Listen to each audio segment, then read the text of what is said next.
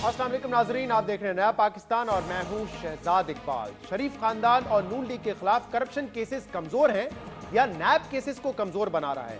शहबाज शरीफ की 2 केसेस में जमानतें मंजूर होने के बाद नैब की कारकर्दगी पर सवालात उठ रहे हैं। शहबाज शरीफ और साद रफीक की गिरफ्तारी को खुशाइंद कहने वाली तहरीक इंसाफ भी अब नैब से मायूस हो रही है।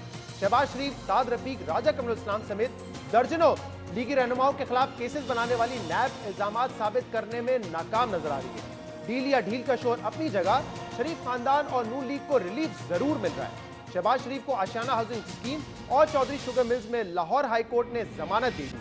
नैब की साद रफीक के खिलाफ जिस्मानी रिमांड की इस्तदा भी मुस्तरद हो गई है। नवाज शरीफ को एवनफील्ड केस में जमानत मिल गई और अब उन्हें उम्मीद है कि अल अजीजिया रेफरेंस में भी उन्हें जुम्मे तक रिहाई मिल जाएगी। इसलिए अब हुकूमत नैब से सवाल कर रही है। चेयरमैन नैब से पूछ रही है कि बताया जाए कि नैब केसेस अदालत में नाकाम क्यों हो रहे हैं। नैब के लिए लम्हा फिक्रिया है।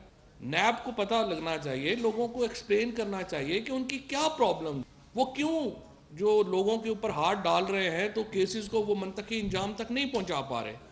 उनकी प्रोसिक्यूशन में खामी है, जो केसेस बने हैं उनकी इन्वेस्टिगेशन में खामी है।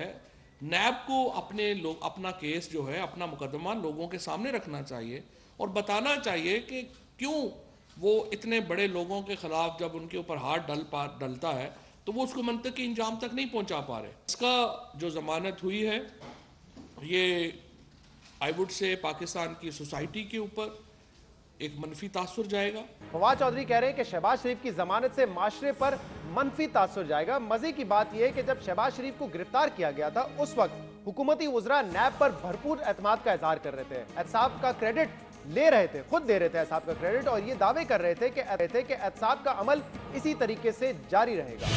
शहबाज शरीफ गिरफ्तार हुए तो फवाद चौधरी ने नैब को धमकी दी। अब शहबाज शरीफ को अदालत से जमानत मिली है तो फवाद चौधरी चेयरमैन नैब से शिकायत कर रहे हैं। फवाद चौधरी कुछ रोज पहले ही शहबाज शरीफ पर 1500 अरब रुपए चोरी का इल्जाम लगा रहे थे, मगर लाहौर हाई कोर्ट ने शहबाज शरीफ को आशियाना हाउसिंग स्कीम में 70 करोड़ रुपए और रमजान शुगर मिल्स में 20 करोड़ रुपए करप्शन के इल्जामात में भी जमानत दे दी है। सिर्फ हुकूमत नहीं, डीजी नैब लाहौर शहजाद सलीम ने भी खुद शहबाज शरीफ से मुतल्लिक बुलंदबाग दावे किए थे। हमारे शो में सलीम शहजाद ने दावा किया था कि नैब के पास शहबाज शरीफ के खिलाफ ठोस सबूत है। डीजी नैब लाहौर ने पिछले साल तक शहबाज शरीफ की मुबैना करप्शन से मुतल्लिक बड़े बड़े दावे किए थे, मगर अब जब मामला अदालत में है तो नैब अपना केस साबित करने में नाकाम नजर आ रहा है। यह बात दुरुस्त है कि जमानत का मतलब बेगुनाही नहीं, मगर पिछले साल अक्टूबर में गिरफ्तारी से अब तक नैब शहबाज शरीफ समेत दीगर लीगी रहनुमाओं के खिलाफ ठोस सबूत लाने में नाकाम रही है। इसलिए अब नैब की मुख्तलिफ केसेस में स्ट्रेटेजी और कारकर्दगी पर सवालात उठ रहे हैं। इन्हीं मामलात पर बात करने के लिए हमारे साथ मौजूद हैं वजीर आजम के स्पेशल असिस्टेंट शहजाद अकबर साहब और हमें ज्वाइन कर रहे हैं रहनुमा तलाल चौधरी साहब। आप दोनों का बहुत बहुत शुक्रिया। शहजाद साहब, 2 केसेस में कल शहबाज शरीफ साहब को जमानत मिल गई है, ये केसेस कमजोर हैं या नैब केसेस को कमजोर बना रहा है? देखिए, पहली चीज़ शहजाद तो ये समझने की ज़रूरत है कि ज़मानत होना जो है वो केस की कमज़ोरी या उसके ताकत की कोई अलामत नहीं होती। जो एवनफील्ड केस के अंदर जो फ़ैसला इस्लामाबाद हाई कोर्ट का आया और उसके ऊपर सुप्रीम कोर्ट ऑफ पाकिस्तान का जो फ़ैसला है वो मेरे ख्याल है बेंच मार्क है इस वक्त के ज़मानत के केसों के ऊपर। जो क्राइटेरिया है कि ज़मानत किस चीज़ पे दी जाती है वो केस के ताकत और फैक्ट्स के ऊपर नहीं जाया जाता। जहाँ तक बात है कि 2 केसेस में उनकी ज़मानत हो गई तो वो देखिए पहले ही जुडिशल रिमांड में थे तो वो नैब की कस्टडी में तो थे ही नहीं। तो अगर नैब की कस्टडी में नहीं हैं तो नैब के लिए चाहे वो ज़मानत पे हैं या बाहर हैं उससे क्या फ़र्क पड़ता है। ये ज़रूर बात है कि हमारा कंसर्न ज़रूर है कि नैब के देखिए जो केसेस हैं हम तो कहते हैं एहतसाब होना चाहिए, बिला तफरीक होना चाहिए, सबका होना चाहिए, और जो केसेस बनाते हैं उसके अंदर जो उसकी थॉरो इन्वेस्टिगेशन और प्रॉपर प्रोसिक्यूशन होनी चाहिए। उसके ऊपर हम समझते हैं कि प्रोसिक्यूशन प्रॉपर होनी चाहिए। हो रही है या नहीं हो रही? होनी तो चाहिए, इस लेकिन इस वक्त में हो रही है? मुतमईन है नैब जिस तरीके से प्रोसिक्यूट कर रहा है? देखिए, जो हमारी हुकूमत का मौक़िफ़ है कि नैब की जो प्रोसिक्यूशन है इसमें इम्प्रूवमेंट की बिल्कुल ज़रूरत है, क्योंकि बहुत सारे केसेस में हम समझते हैं कि सही तरह से परसू नहीं कर पाते प्रोसिक्यूटर या इन्वेस्टिगेटर, अपने केसेस सही तरह से नहीं बना पा रहे। लेकिन इसके साथ साथ ये नैब को कम्प्लीटली रद्द करना भी मुनासिब नहीं है, क्योंकि इसी केस में अगर आप आशियाना इकबाल की मिसाल लेते हैं तो इसमें 4 या 5 तो मुलज़िम ऐसे हैं जिनकी बेल रिजेक्ट भी हो चुकी है। तो ये भी एक थोड़ा सा तो उसमें आप कह रहे हैं कि केस की मेरिट पर बेल नहीं मिलती, लेकिन कल फवाद चौधरी साहब ने तो बड़ी मायूसी का इजहार किया। उन्होंने कहा चेयरमैन नैब से पूछ रहे हैं कि बताया जाए कि नैब केसेस अदालत में नाकाम क्यों हो रहे हैं। उन्होंने ये भी कहा है कि एक मनफी तासुर जाएगा आवाम में। बेल के बाद ये बयान आया ना, इसका मतलब कहीं ना कहीं तो आपको नहीं ये फील बिल्कुल, हो रहा है। ये बात तो बिल्कुल मुनासिब है, और ये बात चेयरमैन नैब से बिल्कुल हम पूछ रहे हैं, और हम इस तरह से ही पूछ रहे हैं कि आप देखिए, आप किसी को भी जब अरेस्ट करते हैं, उसके ऊपर केस बनाते हैं, तो आपके केस में फिर और हैविंग अ फॉर्मर जज एज चेयरमैन नैब, तो मेरा ख्याल है एक एडिशनल एक्स्ट्रा उसके ऊपर हमारा एक एतमाद भी हो जाता है कि जो उसको जुडिशल प्रिज्म से भी देखते हैं चीज़ों को, कि क्या चीज़ें अदालत में स्टैंड कर पाएंगी और क्या चीज़ें नहीं कर पाएंगी। तो जब किसी का वो अरेस्ट वारंट साइन करते हैं या किसी के खिलाफ रेफरेंस साइन करते हैं, तो एजम्पशन ये है, और आवाम की भी उसमें तवक्कुआत ये हैं कि वो उस केस में काफ़ी ज़्यादा मजबूती होगी, एविडेंस होंगे, शवाहिद होंगे। तो अगर वो नहीं हो पाते, और ये मैं स्पेसिफिकली शहबाज शरीफ साहब के या किसी और के केस की बात नहीं कर रहा, जनरल केसेस की बात कर रहा हूँ नैब की, तो जब वो केसेस अगर अदालत से रिजेक्ट हो जाते हैं या उसमें फ़ैसला नहीं होता, तो फिर ये सवाल ना सिर्फ हमारा हुकूमत का, काबीना का, बल्कि आम शहरियों का भी है, जिनका बड़ा कंसर्न है एहतसाब को लेके, करप्शन को लेके, मनी लॉन्ड्रिंग को लेके। वो तो इसके ऊपर चाहते हैं कि बेहतर काम हो। तो ये कंसर्न, क्योंकि एंड ऑफ द डे नैब की, मेरी, तमाम लोगों की तनख्वाहें, वो मराहत जो हैं, वो टैक्स पेयर पे कर रहा है, और उसका सवाल ये बिल्कुल जायज़ है। और कल के बाद तो मेरा ख्याल है ये बड़ा एक आउटक्राई है कि ये क्या हो रहा है, ये कैसे हो रहा है, इसमें किसकी कोताही है, मतलब किसकी तरफ से हो रहा है, प्रोसिक्यूशन है, इन्वेस्टिगेशन है, लेकिन केस अभी या भी वकला आप की तरफ समझते से। हैं कि केस मजबूत है? देखिए, केस जो तो शहबाज नैब का शरीफ है, साहब जो पर हमारे दोनों सामने, केसेस हैं। देखिए हमारे सामने जो फैक्ट्स आए हैं, उन फैक्ट्स को सामने रखते हुए मैं अभी देख रहा था, जो इसी केस के अंदर आहत चीमा की बेल थी, और उससे पहले बिलाल किदवाई की बेल थी, इसी case, same fact, similar court, different bench, लेकिन उसके अंदर वो कह रहे हैं कि केस बहुत मजबूत है। अभी तो इसका रिटन फैसला नहीं आया, तो देखेंगे। नैब ने तो कल ऐलान कर दिया है कि इसके ऊपर वो जाएंगे, इसकी कैंसलेशन ऑफ बेल में।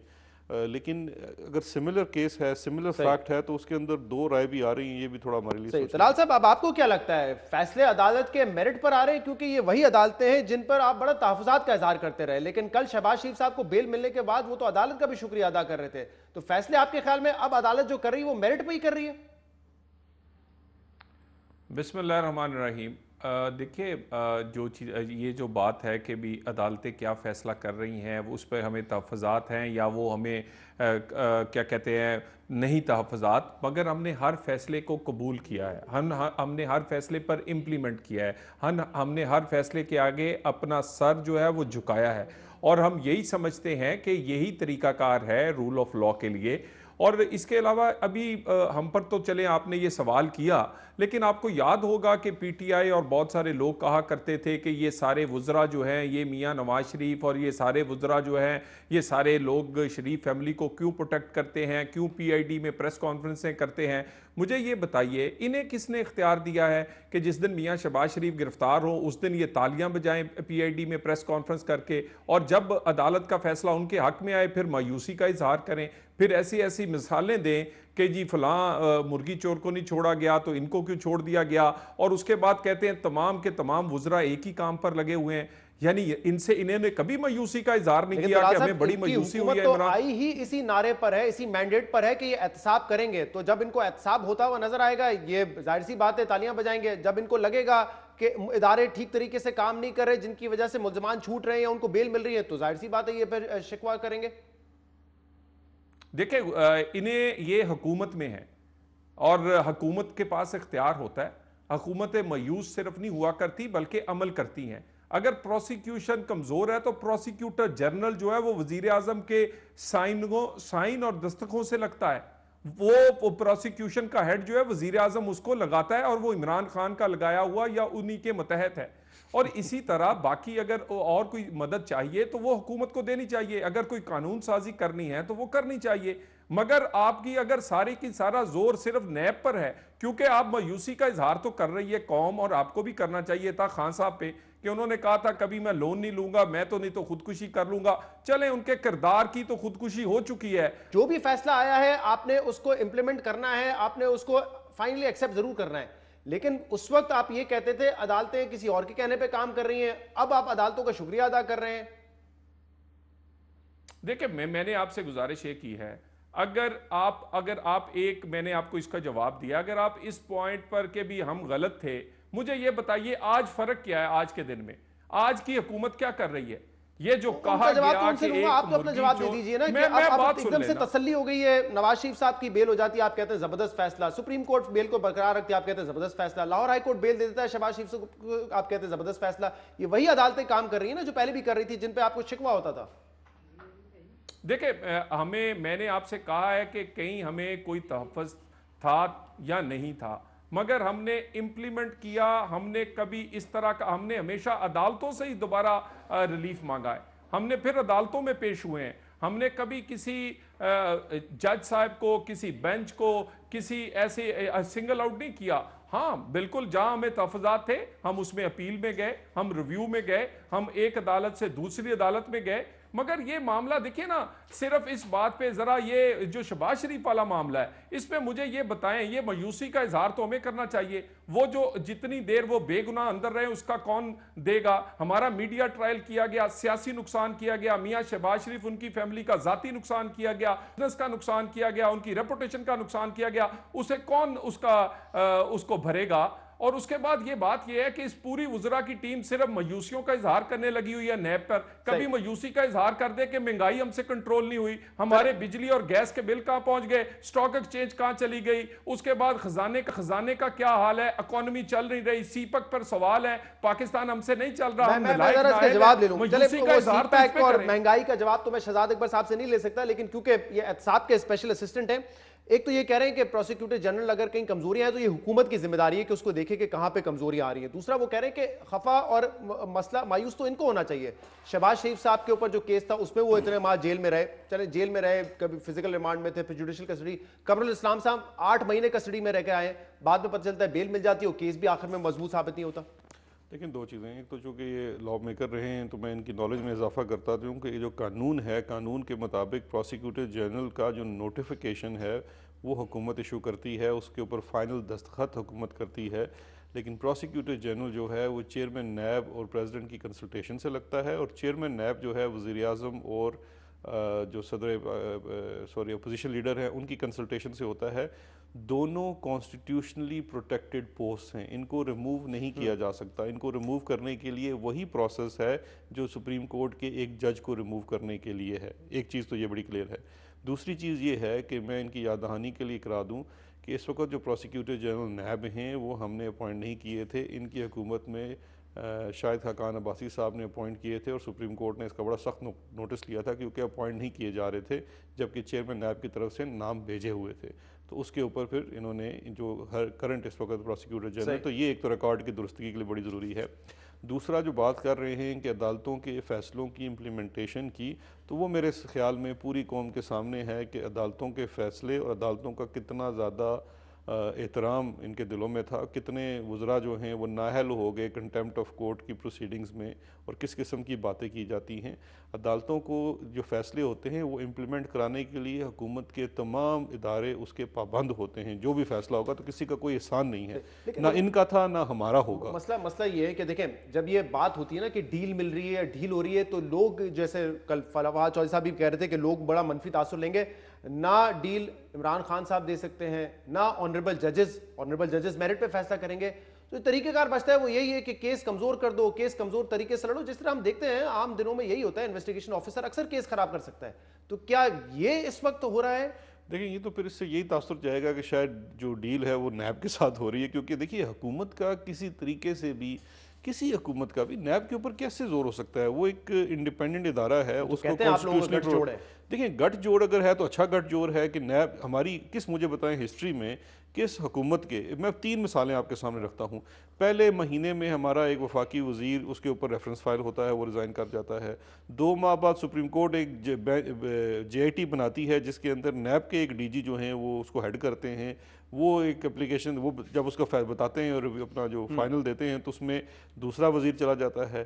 फिर हमारा पंजाब का सीनियर वजीर अरेस्ट कर लिया जाता है। अजीब गठजोड़ है। जब अरेस्ट होता है तो मतलब एक ऐसी कि बैलेंसिंग एक्ट है। देखिए ये वो वाली बात है कि बैलेंस करने के लिए किया किसी तरीके से भी मैं ये समझता हूँ कि इसमें वही है कि कॉन्स्पिरेसी दी है बात। देखिए आप बना रहे हैं ना, कभी आप कहते हैं ये बैलेंसिंग एक्ट है, और अभी भी जब फैसला है हम तो देखें, ये फवाद चौधरी साहब ने कहा था बैलेंसिंग एक्ट है। फवाद साहब तो अपनी बात का खुद जवाब देंगे, मैं ये समझता हूँ तर्जुमान है। देखिए वो अपनी वो बात को डिफेंड करेंगे। बैलेंसिंग एक्ट हम इसलिए कहते हैं कि अवाम को बैलेंसिंग एक्ट इसलिए लगता है कि आप एक केस करते हैं फिर दूसरा केस करते हैं। जो बात आप वाली है, बात हम भी वही कर रहे हैं कि चीज़ों को मंतकी अंजाम की तरफ लेके जाएं। जब एक आज़ाद अदारा बनाया गया है, उसको देखिए हुकूमत क्या कर सकती है। हमारी काबीना के पास इनका सप्लीमेंट्री ग्रांट का बजट आया जो पिछले 3 साल से अप्रूव नहीं हो रहा था। हमारी कैबिनेट के अंदर बहस हुई कि हम समझते हैं नैब की प्रोसिक्यूशन इन्वेस्टिगेशन मजबूत होनी चाहिए, इसके लिए इनको जो भी रिसोर्सेज चाहिए, हत्ता कि इकॉनमी की जो सूरत हाल है और जो हमने इनहेरिट की है वो पूरी आवाम के सामने हमने रखी है। बिल्कुल पैसा नहीं है, लेकिन इसके बावजूद चूँकि ये वो प्रॉमिस है, जैसे आपने खुद कहा कि ये वो प्रेमिस है जिसके ऊपर पाकिस्तान तहरीक इंसाफ की हुकूमत इक़्तिदार में आई है एहतसाब के लिए, तो हम तो इदारों को मजबूत करके फ़हाल करके इंडिपेंडेंट करना चाहते हैं। अब इदारों के ऊपर है कि वो कारकर्दगी दिखाएं। देखिए ये रिस्पॉन्सिबिलिटी नेशनल अकाउंटेबिलिटी ब्यूरो की है, उन्होंने अरेस्ट किया, उनके बेल को करनी चाहिए। लेकिन ये चीज़ मैं ज़रूर कहूँगा कि बेल की मिल जाने को हरगिज़ ऐसे समझाना जाए, क्योंकि ये भी बात बाकी है। 6 इन्वेस्टिगेशन इस वक्त नैब में सिर्फ शहबाज शरीफ साहब कल जैसे रमजान शुगर केस में जब ये नाले वाला मसला था तो उस वक्त भी ये कहा गया कि अगर इस केस में हम किसी को बेल नहीं देते या सजा होती है तो फिर इस तरह तो कोई एमपी एमएनए काम ही नहीं कर सकेगा, कोई स्कीम ही नहीं ला सकेगा डेवलपमेंट स्कीम अपने हल्के में। इस किस्म के सवाल भी हुए। फिर ये भी कहा गया कि नहीं ये मसला तो उनकी फैक्ट्री का था, उनके हल्के का नहीं था। फिर पूछा कि चीफ एग्जीक्यूटिव कौन है, चीफ एग्जीक्यूटिव फजल हमजा साहब है, जिनके बारे में खुद नायब ये कहता है कि उनको अरेस्ट करना जरूरी नहीं, वो बाहर चले गए जी, जिसके ऊपर कोर्ट ने कहा कि आप फिर उनको अरेस्ट कर लें। अब मिसाल के तौर पर कल नैब अरेस्ट करनी चाहिए, जरूरत ही नहीं अरेस्ट नहीं। देखिए वो बात ये है कि उन्हें उसमें नैब का अगर पूरा वर्जन लें, क्योंकि 2 चीज़ें हैं। एक तो ये एक अदालत के अंदर जब ये बैक एंड फोर्थ हो रहा होता है तो इसका हरगिज़ मतलब फैसला नहीं होता, आर्गूमेंट होता है। कई दफ़ा अदालत आपसे पूछती है कोई बात, इसका मतलब ये नहीं है कि अदालत वो हुक्म कर रही है, वो इस्तफसार कर सकती है, फिर आप अपना बैक एंड फोर्थ होता है। मिसाल के तौर पे देखिए बेल के वक्त आप फैक्चुअल कंट्रोवर्सीज में क्यों नहीं पढ़ते। जस्टिस खोसा के लार्जर बेंच ने सुप्रीम कोर्ट ऑफ पाकिस्तान में एवन फील्ड के केस में ये खुद कहा है कि केस की मेरिट और गहराई पे मेरिट्स और गहराई पे जमानत के वक्त नहीं जाया जाता। उसकी वजह ये असल में ये है। तो तलाल साहब अभी सिर्फ बेल मिली है, ऐसा नहीं है कि इस केस से रिहा हो गए, लेकिन फिर भी कहीं ना कहीं रिलीफ मिल रहा है। और जब रिलीफ मिलता है शहबाज शरीफ साहब को, और कल नवाज शरीफ साहब कह रहे हैं कि अगले जुम्मे को मैं रायवंड में हूंगा, जाती उमरा में हूंगा, तो फिर ये सवाल उठते हैं कि क्या नून लीग ने किसी किस्म की डील कर ली और ये सब कुछ किसी रिलीफ के तहत मिल रहा है। पहले 6 महीने निकाले इन्होंने चोर और डाकू के शोर में, अब डील और एनआरओ के शोर में, सिर्फ इसलिए कि अपनी कारकर्दगी छुपा सके, अपनी नलायकी छुपा सके। अब बुजदार को तो कोई डिफेंड नहीं कर सकता, असद उमर को तो कोई इंसान डिफेंड नहीं कर सकता। वो डिफेंड करते हैं, देखो मैं लाइन में कर रहा हूं सदर साहब, देखो मैं दाल खा रहा हूं। ओ भी आपको क्या, आपने गरीब से तो दाल भी छीन ली है। लोग बिजली का और गैस का बिल लिए मारे मारे गलियों में फिर रहे हैं, इनको ढूंढते फिर रहे हैं, और उनके हाथों में जो चीजें हैं वो मैं कह नहीं सकता। और यकीन करें मुझे वो गालियां नहीं आती जो लोगों इन्हें दे रहे हैं। तो गुजारिश ये है, ये फिर अब करेंगे क्या, एनआरओ डील चोर डाकू, बस ये काम कर रहे हैं। ओ मेरे भाई, ये लोग मेरी बात करेंगे, लेकिन जब परवेज परवेज रशीद साहब कहेंगे कि इनका इलाज लंदन में होना चाहिए, जब राना तनवीर साहब ये कहेंगे लंदन में होना चाहिए, आज जो है नवाज शरीफ साहब को जिन्ना अस्पताल में मुंतकिल कर दिया तो कह रहे हैं कि नहीं वहां पे भी कार्डियक फैसिलिटीज नहीं है, ये तो उनको ज़हनी तौर पे दबाव डालने के लिए किया जा रहा है। सारे इशारे आप लोगों की तरफ से यही मिल रहे हैं कि आपकी ख्वाहिश है नवाज शरीफ साहब लंदन चले जाएं। देखिए मेरी एक गुजारिश सुन ले, आप किसी लंदन के उनके जाने से इलाज करवाने को किस तरह आप डील का नाम दे सकते हैं। वो जब वजीर जैसे आप लोग मुशर्रफ साहब के बारे में कहते थे, जैसे मुशर्रफ साहब के बारे में आप कहते थे कि कमर का दर्द लेके कमांडो भाग गया। बात सुन लेना, बात गुजारिश सुन लेना। हिस्ट्री होती हर चीज की, और हिस्ट्री जो है वो आप तब्दील नहीं कर सकते। मियां नवाज शरीफ की हिस्ट्री है ना, यही तो मसला नवाज शरीफ साहब की हिस्ट्री है सर। बात तो सुन लेना शहजाद साहब पूरी, फिर शहजाद साहब बात तो सुन लेना। हिस्ट्री है ना, उसको आप तब्दील नहीं कर सकते। 2 पेचीदा तरीन ऑपरेशन जो मियां नवाज शरीफ के लंदन में हुए, और ये देखें कोई बोर्ड जो है वो बीमारी की निशानदेही कर सकता है, लेकिन मरीज और उसके घर वालों को आप ये नहीं पाबंद कर सकते कि इस हकीम से, इस डॉक्टर से इलाज करवाओ। वो जहां से चाहें, अगर अदालत में हमारी दरखास्त है वो वहां से करवाएंगे। मगर इनकी नीयत का कहां से पता चलता है। पहला बोर्ड बना, ये हॉस्पिटल नहीं लेके आए, उन्होंने रिकमेंड किया हॉस्पिटल लेके जाए। दूसरा बोर्ड बना, तीसरा बना, यानी 3 बोर्ड तक वक्त जाया करते रहे। 1 महीना जानबूझ के इन्होंने जाया किया, और उनकी जान खतरे में नहीं। ये हॉस्पिटल नहीं लेके गया, बोर्ड इनके बने हुए थे, डॉक्टर इनके थे, इनकी मर्जी से बने, इनकी हुकूमत में बने, इंप्लीमेंट नहीं किया। चौथे ने जो रिकमेंड किया वो इलाज नहीं किया। 5वीं दफा अस्पताल इसलिए लेकर आए क्योंकि इनको पिछले दिनों हाई कोर्ट में जो जब मियां साहब का केस लगा हुआ था, लेकर आ गए अस्पताल, लेकिन आप उससे मुतमईन नहीं हैं। बात सुने, एक अहम सवाल, बात सुने ना जी, बात मुझे पूरा जवाब दे ले, बड़ा अहम बात है ये। अब लेकर क्यों आए हैं? ताकि अदालत में किसी ना किसी तरह इनका इलाज की तो नीयत ही नहीं है। ये करवाना चाहते तो पहले बोर्ड की सिफारिश पर करवा लेते, दूसरे पे करवा लेते, तीसरे पे करवा लेते, चौथे पे। जब अदालत इन्हें खींचती है, पूछती है कि आपने इलाज करवाया सिर्फ पॉइंट स्कोरिंग के लिए या वहां कागज फिल करने के लिए, और लेकर भी वहां जाते हैं जहां दिल का इलाज नहीं है। मुझे एक बात का जवाब दे दें, जब मियां साहब को कहा गया कि आप पीआईसी शिफ्ट हो जाए तो उन्होंने कहा मैं नहीं जाऊंगा पीआईसी। अगर तो देखिए ना कार्डियोलॉजी वाला है तो फिर इनका बनाया हुआ अस्पताल है पीआईसी, वहां चले जाते। और मजे की बात है सर्विसेज अस्पताल और पीआईसी जो है वो एक ही प्रेमिसेस में है। ऐसा नहीं है कि उनको कोई 6 घंटे ट्रैवल करके लेके जाना, तो वो पीछे बगल में ही है उसके। दुरानी साहब ये बात जो आपने कही ये अदालत में शहजाद अकबर साहब जी, और ये फिर उस पे झूठे साबित हुई नैब कि मियां साहब ने ऐसा कुछ नहीं कहा। अच्छा मैं थोड़ा सा टॉपिक से हट जाएंगे, नहीं होती इनकी हेल्थ के बारे में ज्यादा तफसील से बात करें। एक अहम सवाल तलाल साहब, एक अहम सवाल शहजाद अकबर साहब से करने दीजिए मुझे सवाल। आप लोगों ने कहा शहबाज शरीफ साहब पर अभी पिछले दिनों फवाद चौधरी साहब ने 1500 अरब रुपए करप्शन का इल्जाम, नवाज शरीफ साहब पे 300 अरब रुपए करप्शन का इल्जाम। जब ये रेफरेंस सामने आता है, एक केस है नाले का 20 करोड़ रुपए का, आशियाना हाउसिंग स्कैम में कह रहे हैं कि जो नुकसान हुआ है 70 करोड़ का, तो बाकी 1500 अरब में कहां पे ढूंढूं? वो कौन से रेफरेंसेस हैं जो कि बनने वाले? ये तो सिर्फ बिल मिला के 90 करोड़ या 100 करोड़ बनते हैं। देखिए वो तो डिफरेंट रेफरेंसेस हैं जो 1500 अरब रुपए के नहीं, कौन से रेफरेंस है? वो तो ना जीआईटी ने कहा, ना प्रोसिक्यूशन ने कहा, ना अदालत ने कहा। नहीं वो तो कहां से आए 1500 अरब रुपए? जो बात फवाद साहब करते हैं वो फवाद साहब जवाब देंगे। लेकिन इस वक्त जो एसेट्स के स्पेशल असिस्टेंट डिनाई कर रहा है इस बात को, मैं डिनाई भी हरगिज नहीं कर रहा। देखिए बात ये है कि पहले वो फेक अकाउंट्स का मामला आया, उसके ऊपर जब हमने लोगों को ब्रीफिंग दी तो सबसे बड़ा हमारे ऊपर इल्ज़ाम ये लग गया कि जैसे सारा फेक अकाउंट्स के मामले की तफ्तीश मैंने की थी। हत्ता कि देखिए वो तो ये तमाम आपके इदारे हैं, जेआईटी सुप्रीम कोर्ट ने बनाई हुई थी। अब इसी तरह के मामले के अंदर क्योंकि देखिए बहुत सारी अभी इन्वेस्टिगेशंस चल रही हैं, जिस तरह के एसेट्स के केसेस हैं, शहबाज शरीफ साहब के ऊपर एसेट्स का केस है, उनके बच्चों के ऊपर एसेट्स की इन्वेस्टिगेशन चल रही है। इसी तरह से नवाज शरीफ साहब के एसेट्स के केसेस जो हैं वो जो फाइल हुए थे, तो वो तमाम अक्यूमुलेटिव फिगर हो सकती है। 300 अरब रुपए का भी एक सियासी नैरेटिव बनाया गया। वो 300 अरब रुपए का तो कहीं नवाज शरीफ साहब के खिलाफ तो सब रेफरेंसेस बन गए ना एवनफील्ड का 300 अरब रुपए का है, ना फ्लैगशिप वाले में तो खैर वो बरी हो चुके हैं, बाकी बचता है लजीजिया स्टील मिल वाला, उसमें भी 300 अरब नहीं नजर आते। अब इसी तरह शहबाज शरीफ साहब के मुझे 1500 अरब रुपए कहीं नहीं नजर आ रहे कि कहां उन्होंने 1500 अरब रुपए खा लिए, और वो आए कहां से 1500 अरब रुपए? देखिए वो जो करप्शन है, जो एसेट्स की बात की जाते हैं, क्या उनके जो एसेट्स की टोटल वैल्यू मुझे नहीं पता वो 1500 अरब है या 300 अरब है, या फवाद साहब ने क्या बात की है वो तो खुद बता सकते हैं। लेकिन जो वॉल्यूम है वो हरगिज़ ये 20 करोड़ 80 करोड़ वाला नहीं है। ये तो वो स्पेसिफिक केसेस है, जैसे आशियाना है, साफ पानी है, वेस्ट मैनेजमेंट का केस है, रमज़ान शुगर मिल का केस है, ये तो तमाम। और भी तो 56 कंपनियों वाले केसेस हैं, यानी कि 56 वो कंपनी है जहाँ पे जितना जितना नैब के रेफरेंस में वॉल्यूम आएगा वो अलग है। लेकिन इन चीज़ों से हट के आपके ऊपर जो एसेट्स का केस है वो तो एसेट्स की वैल्यू के ऊपर वो बात होती है। मुल्क में कोई भी इतना अमीर आदमी नहीं होगा जिसके अपने असासे 1500 अरब रुपए के होंगे, चाहे शहबाज शरीफ साहब अपने पूरे खानदान की अमीर लोग तो बहुत हैं शहजाद, इस मुल्क में अमीर लोग तो बहुत हैं, 100 कितने 100 बिलियन की वो करने जा रहे हैं। के रेफरेंसेस हमारे सामने आए, आगे देखते हैं कि वो 1500 अरब रुपए कहां से नैब तलाश करती है, आपकी हुकूमत तलाश करती है। प्रोग्राम में शामिल करेंगे ब्रेक, इसके बाद हम मजीद बात करेंगे हमारे साथ।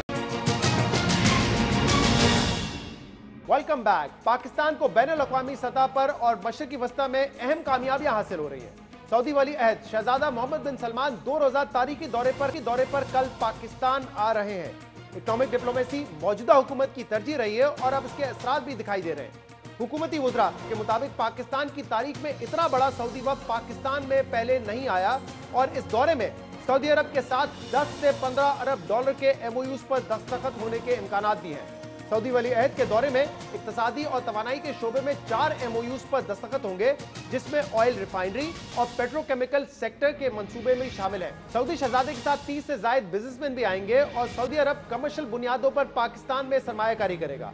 सऊदी अरब यहाँ रिफाइनरी बनाकर तेल बरामद करेगा। सिर्फ यही नहीं, सऊदी अरब तेल, तवानाई के अलावा मादनियात के शोबे में भी सरमायाकारी में दिलचस्पी रखता है।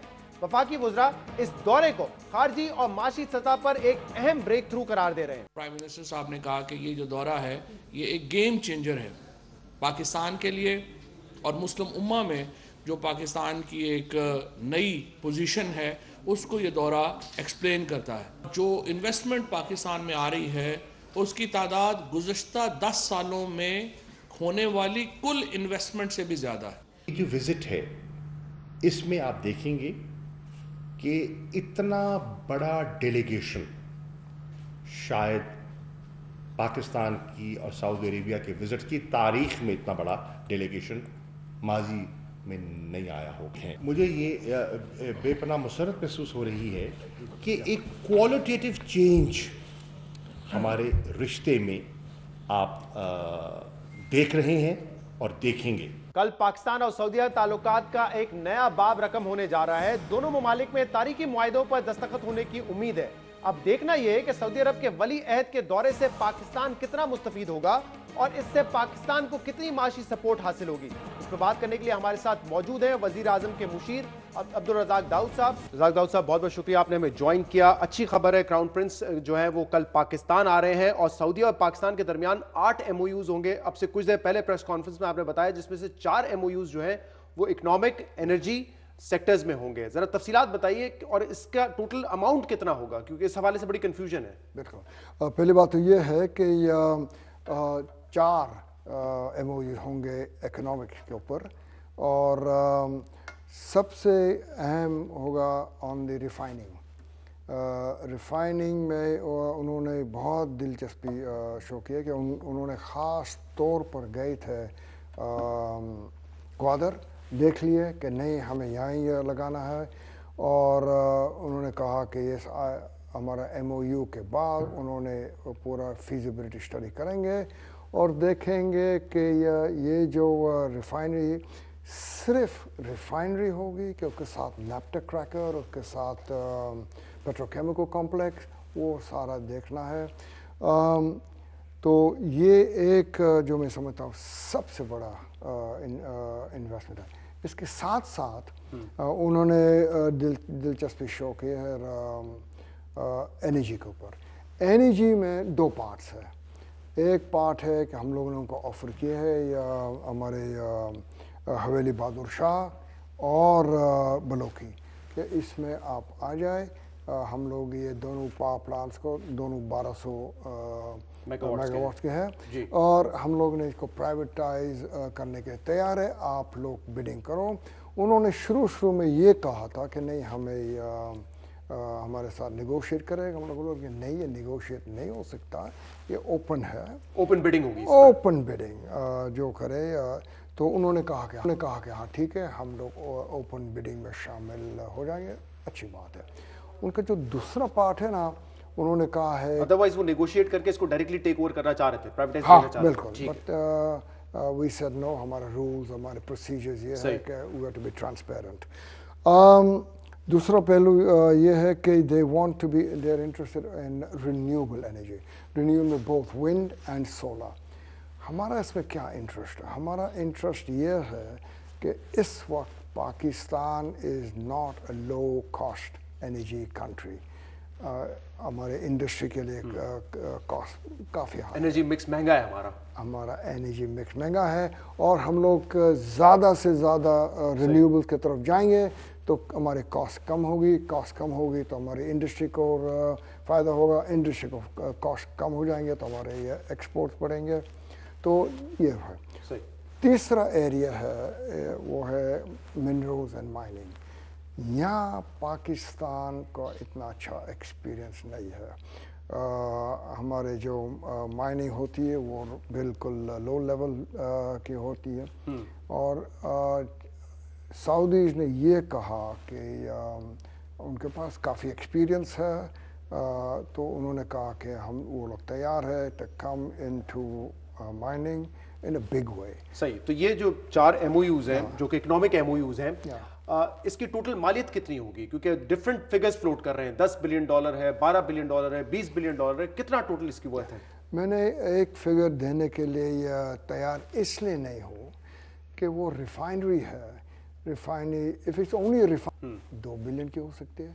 रिफाइनरी प्लस नैप्टर और पेट्रोकेमिकल कॉम्प्लेक्स सब आ जाए तो हो सकती है $10 बिलियन। और इसकी फिजिबिलिटी पे वो बाद में काम करेंगे। बिल्कुल, लेकिन जो मेरा ख्याल है कि ये जो सारा इनका जो इन्वेस्टमेंट का जो इंटरेस्ट है ना, 10 से 15 बिलियन मैं समझता हूँ। ये 10 से 15 बिलियन डॉलर की इन्वेस्टमेंट का वो इरादा रखते हैं। लेकिन एक इशू ये है रज़ाक दाऊद साहब के MOUs तो बहुत सारे हो जाते हैं, एग्रीमेंट में कितने तब्दील होते हैं, फाइनलाइज कितने होते हैं, उसकी परसेंटेज बहुत कम है। आज भी एक खबर थी कि 2% के करीब है। तो हम कितना पुर उम्मीद हो कि इस एमओयू के बाद ये एग्रीमेंट होगा और फिर हम इसको इम्प्लीमेंट कर सकेंगे? आपने बिल्कुल सही कहा कि एमओयूज रह जाते हैं। ये तो हज़ारों एमओयूज पिछले 15 साल में हुई है, कोई फ़ायदा नहीं हुआ, इनका कोई मटेरियल रियलाइज नहीं हुआ। इंशाल्लाह ये जो हम लोगों ने फोकस कर रहे हैं, वन बिग रिफाइनरी, फोकस कर रहे हैं ऑन रिन्यूएबल्स और फोकस कर रहे हैं माइनिंग के ऊपर, मुझे बहुत उम्मीद है।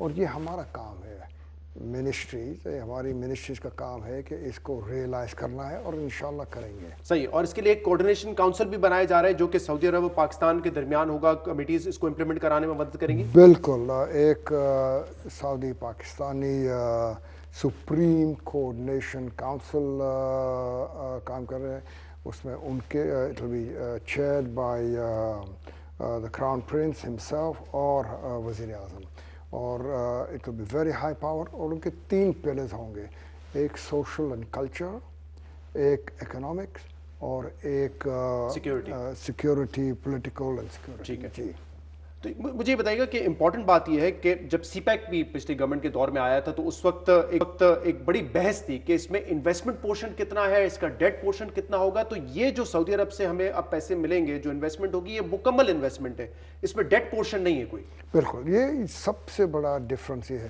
देखो, सीपैक है ना, हमारे लिए बहुत फ़ायदेमंद था।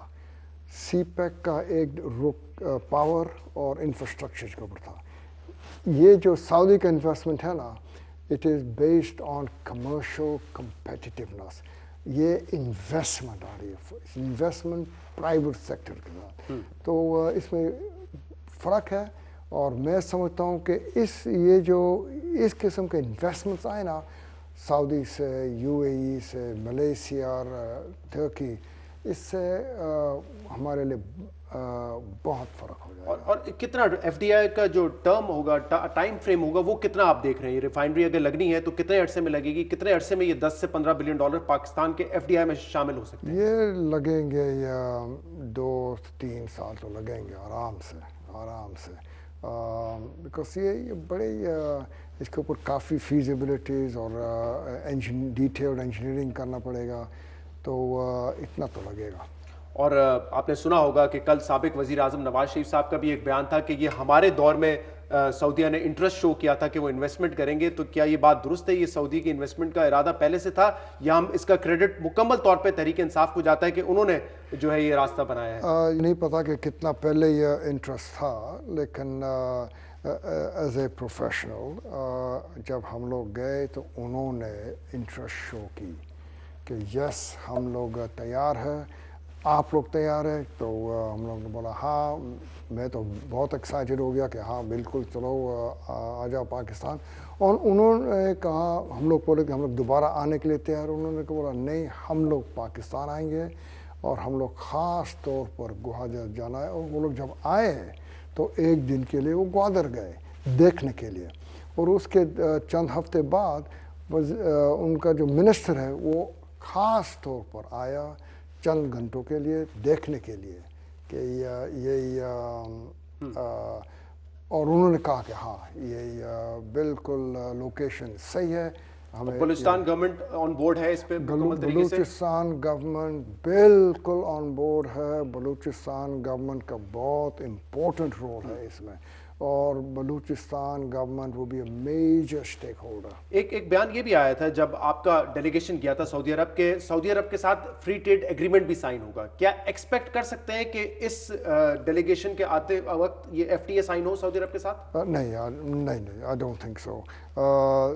मैं भी इंटरेस्टेड नहीं हूँ इस वक्त। हमारे पास 5 एफटीएज है और सारों में प्रॉब्लम्स है। पहले वो तो ठीक करें, फिर हम लोगों ने आगे बढ़ेंगे। सही। और प्राइवेट सेक्टर से क्या एक्सपेक्ट करें? क्योंकि आज आपने बताया कि गवर्नमेंट डेलीगेशन तो आ रहा है लेकिन साथ में 30 या उससे ज्यादा बिजनेसमैन भी आएंगे। I've heard 32 सऊदीज आ रहे हैं। उनका इंटरेस्ट है एग्रीकल्चर, फूड इंडस्ट्रीज, हलाल मीट, तो वो तो हमारे बिजनेसमैनों के साथ मिलेंगे। ये तो छोटे छोटे इन्वेस्टमेंट्स होंगे लेकिन बड़े इम्पोर्टेंट होंगे।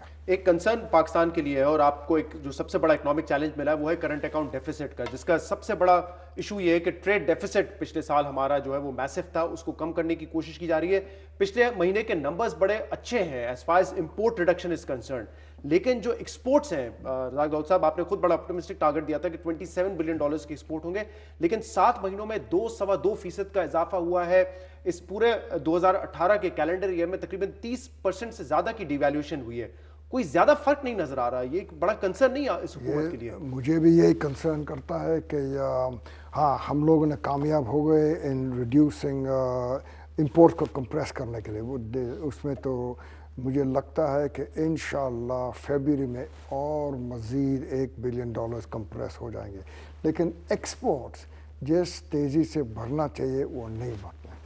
और क्या वजह क्या है इसकी? डिवैल्यूएशन का कोई फायदा नहीं हो रहा, कोई इम्पैक्ट नहीं आ रहा है। मैं जब तो सागदार साहब कहते थे ना कि हमारी जो है इंपोर्ट बेस्ड इकोनॉमी, आप जितना भी डिवैल्यू करेंगे एक्सपोर्ट्स नहीं बढ़ेंगे, आपके उल्टा नुकसान होगा इससे। नहीं, इंशाल्लाह ये नहीं होगा। इकोनॉमी से जब मैं बात करता हूँ ना कि ये क्या है, क्या प्रॉब्लम है, वो लोग हमेशा कहते हैं कि एक वो हॉकी स्टिक कर रहा होता है कि इट विल टेक टाइम और फिर ये टेक ऑफ करेगा।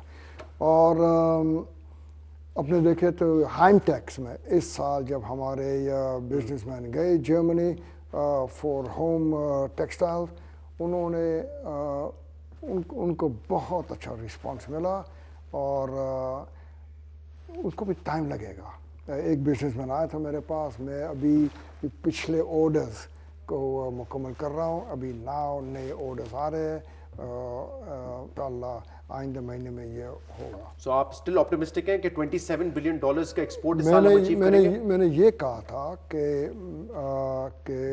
रिकॉर्ड इंशाल्लाह हम तोड़ेंगे। इसका मतलब 25 से ऊपर चले जाएंगे, 26 रियलिस्टिक, 27। बहुत बहुत शुक्रिया। रज़ाक दाऊद साहब हमारे साथ मौजूद थे और कह रहे थे कि जो सऊदी अरब से इन्वेस्टमेंट है इन 4 MOUs के जरिए एक्सपेक्टेड है कि वो 10 से 15 अरब डॉलर की होगी और पाकिस्तान के लिए ये पूरा इन्वेस्टमेंट है, इसमें कोई डेट पोर्शन नहीं है। पूरी जो इन्वेस्टमेंट आएगी सऊदी अरब से वो मुकम्मल इन्वेस्टमेंट होगी जो कि 10 से 15 अरब डॉलर की होगी। प्रोग्राम में शामिल करेंगे एक ब्रेक, इसके बाद मज़ीद बात करेंगे इसके।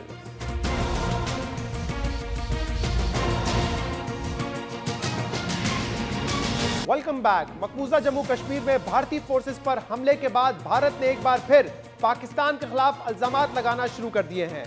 कल जिला पुलवामा में भारतीय रिजर्व फोर्स पर हमले में 44 अफराद हलाक हुए। ये 1989 के बाद भारतीय फोर्सेस पर मकबूजा कश्मीर में होने वाला सबसे बड़ा हमला है।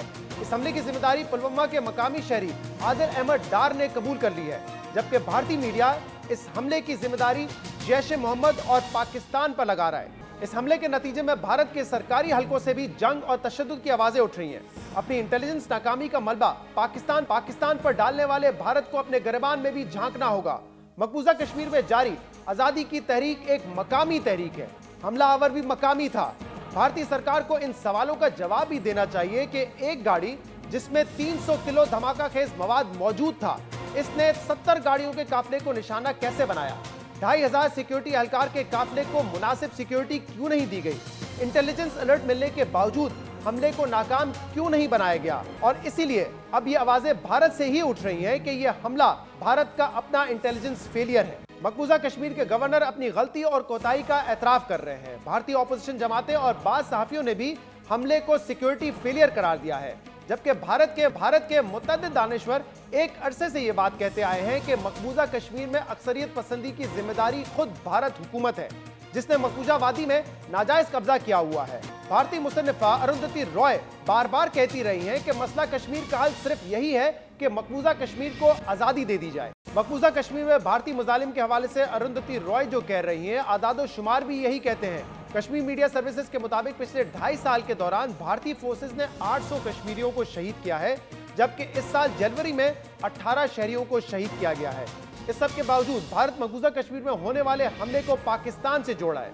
आज भारत इल्जाम तराशी का जवाब देते हुए वजीर आजम के मामले खसूसी नईम उल हक ने कहा है कि भारत में इंतखाबात के मौके पर भारतीय एजेंसियां खुद हमले कराती हैं और इसका इल्जाम पाकिस्तान पर लगा दिया जाता है। हम समझते हैं कि इंतखाबात के चंद महीने कबल हिंदुस्तान में एक हल्के की जानिब से ये मुहिम चलाई जा रही है कि इंतखाबात जीतने के लिए पाकिस्तान के ख़िलाफ़ इल्ज़ामात को और ज़्यादा जाए।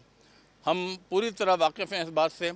हकीकत तो ये है कि कश्मीरी की अवाम के जज्बात को हिंदुस्तान ने जिस तरीके से कुचला है, जिस तरीके से दबाया है, जिस तरीके से हिंदुस्तान में मकबूजा कश्मीर में कत्ल किया है हिंदुस्तान की फ़ौजों ने, वो मसला जो है वो ही इस बुनियाद की जड़ है कि बड़ी बड़ी ताकतें, और आज अमेरिका का भी जो बयान आया है उसमें भी वो भी हकीकत से ना आशना होकर वो बयान दिया गया है। पाकिस्तानी दफ्तर खाजा ने भी भारतीय इल्जामात की तरदीद की है, जबकि भारत ने आज पाकिस्तान से अपना हाई कमिश्नर वापस बुला लिया है और पाकिस्तान को मोस्ट फेवरेट नेशन का दर्जा भी वापस ले लिया है, जिसके बाद पाक भारत ताल्लुकात में मजीद बिगाड़ पैदा होने का इम्कान है। जरूरत इस बात की है कि भारत समझे कि कश्मीर की आज़ादी की तहरीक आज़ादाना तहरीक है। भारत ने अब तक मकबूजा कश्मीर का इलाज तशद्दुद से करने की कोशिश की है, जबकि इन मामलात का हल सियासी तौर पे निकाला जा सकता है। यह भी समझने की जरूरत है कि ताकत के इस्तेमाल से तशद्दुद में मजीद इजाफा होगा। आज के शो में इतना ही। इसका फीडबैक आप हमें दे सकते हैं हमारे सोशल मीडिया पर। इजाजत दीजिए, अल्लाह हाफ़िज़।